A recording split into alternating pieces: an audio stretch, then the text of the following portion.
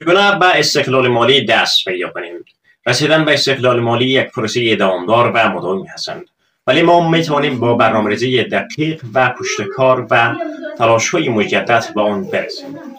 با این 5 راهکار شما میتوانید به استقلال مالی دست یابید. راهکار اول، همواره پس‌انداز کنید. مقدار فیصدی که شما درآمد دارید 20 الی 30% آن را برای خودتان نگه دارید برای تضمین آینده ایتان. با بقیه آنها زندگیتان را تطبیق بدهید. راهکار دوم، مدیریت دخل و خرج خود را با عهده بگیرید. تک تک از افغانی که به دست میارید لحظات های با ارزش از زندگی شما هستند که با آن مصرف شده است.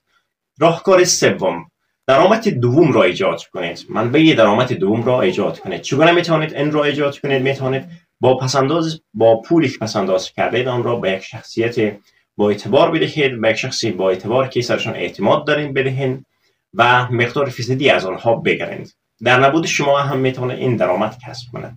راهکار چهارم، آموزش مالی ببینید. هوش مالیتان را تقویت بدهید. چگونه میتونیم هوش مالی خود را تقویت بدهیم؟ میتونیم با مطالعات های کتاب های هوش مالی و اشتراک کردن در سمینارهای هوش مالی میتونیم هوش مالی خود را تقویت بدهیم.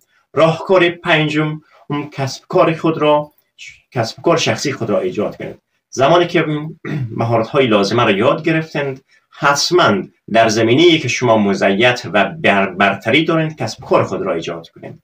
انسان های موفق در امروز که هستند، آنها در همان بخش که مزیت داشتن کسب کار خود را شروع کردند تا به این سطح میلیاردری رسیدند.